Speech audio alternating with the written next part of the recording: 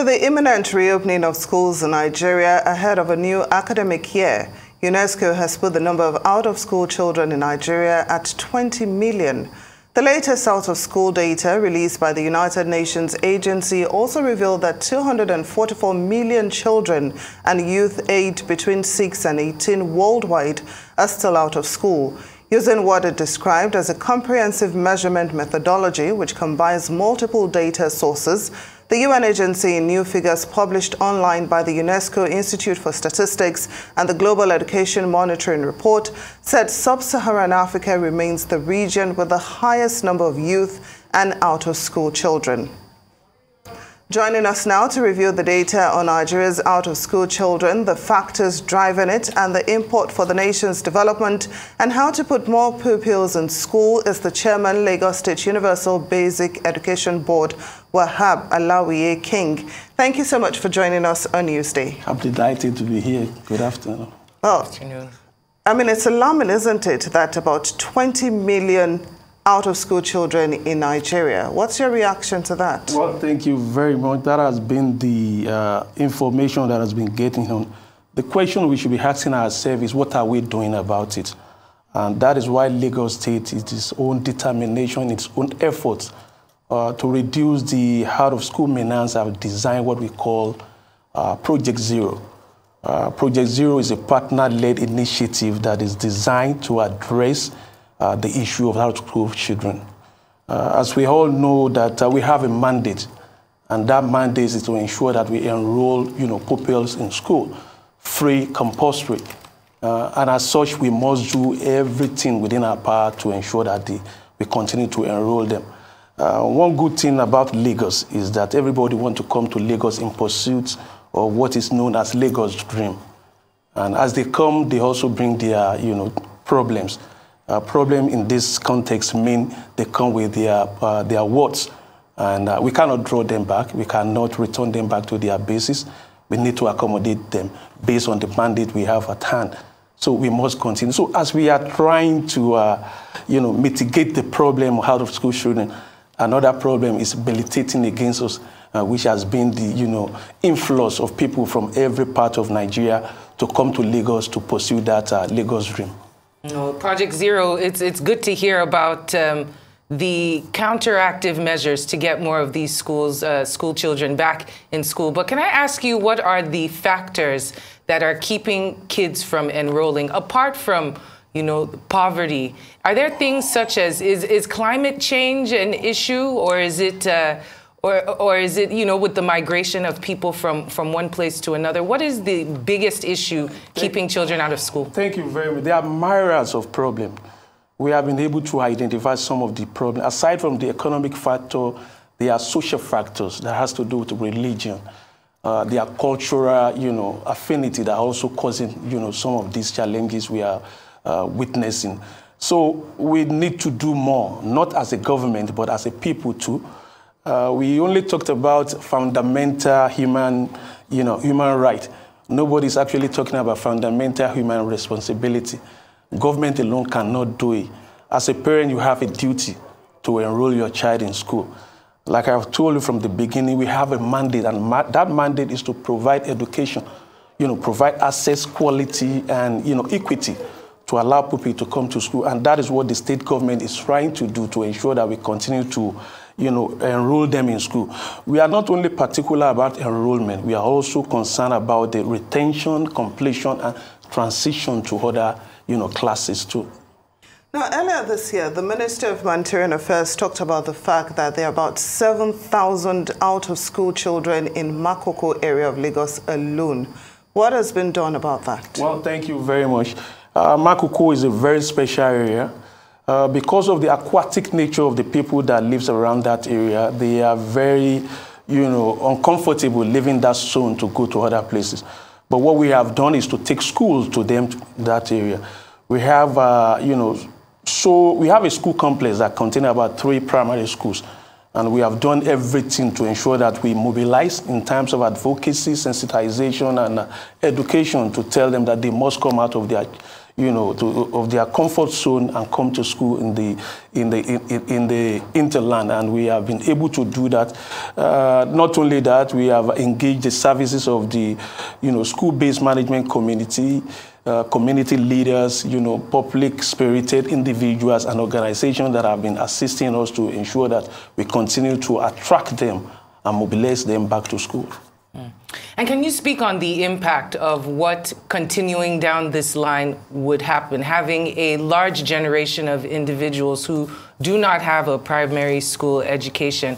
And could you also comment on this ASUU strike? I mean, we know that these are universities. Here we see individuals trying to force children to go to school. Now we see universities keeping children out of schools for a myriad of reasons. Can you give us your comments on both of those? Thank you very much. We all clamor for national development. And for national development to happen, there must be personal, individual, development. And in order for you to get personal development, you must get some kind of education. If education is actually defined as facilitation of knowledge and acquisition of necessary skill, that is needed for individuals to develop themselves, then we must continue to invest in education. We must be serious. In the past, development economics we use per capita income, to determine how a country is faring. But these days, they don't use that anymore. They use human capital development index. And that is a combination of so many things: education, health, access to education, how flexible, how accessible are some of these social services.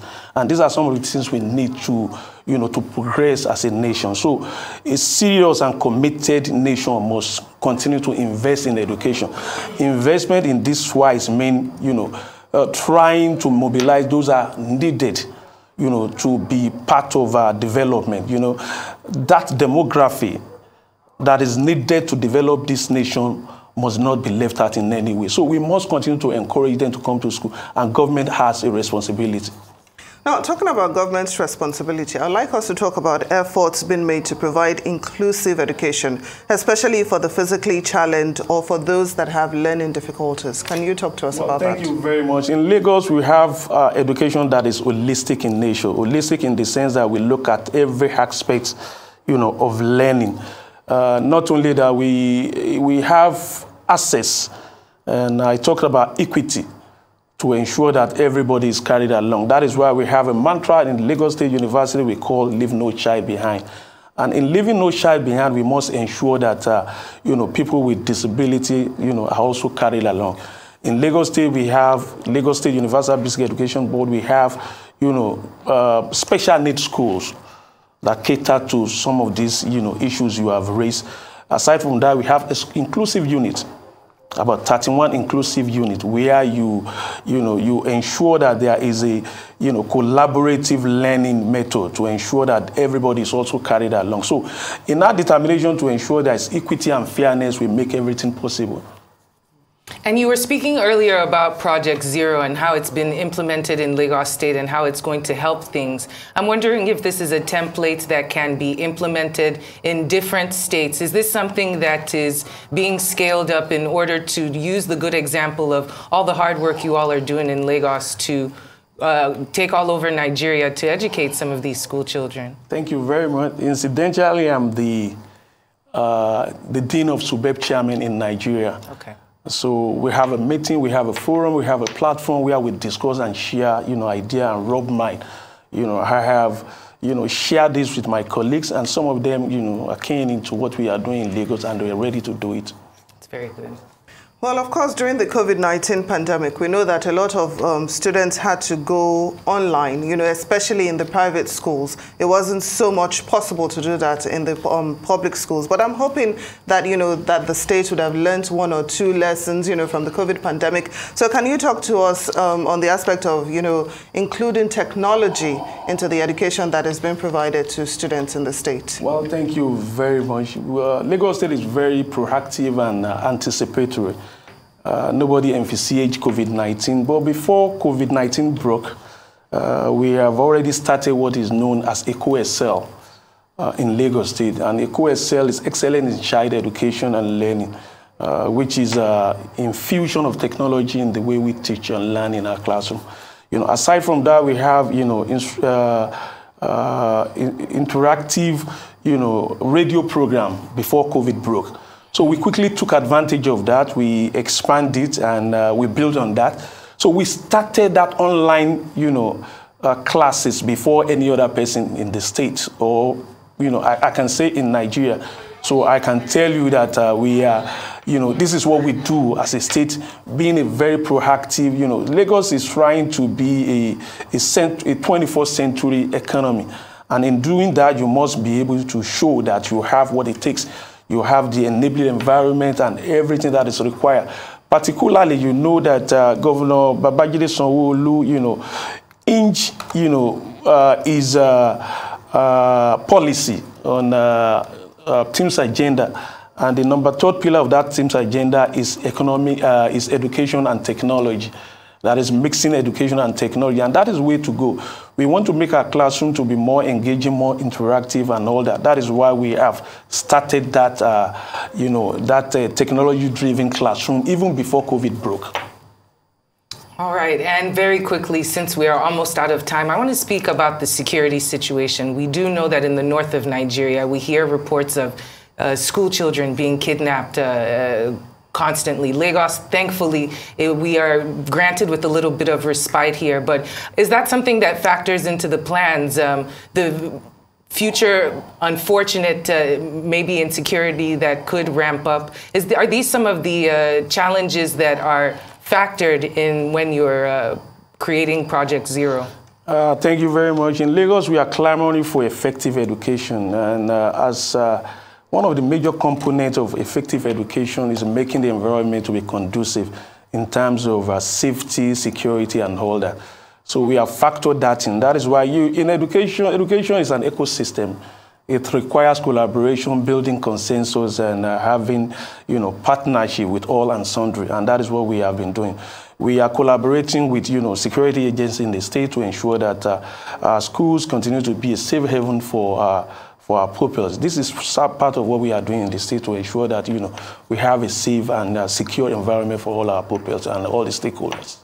Well, I have Alawiye King, Chairman, Lagos State Universal Basic Education Board. Thank you so much for coming on Newsday. Thank you very much for having me. You're watching Newsday. Plenty more still ahead. Please stay with us.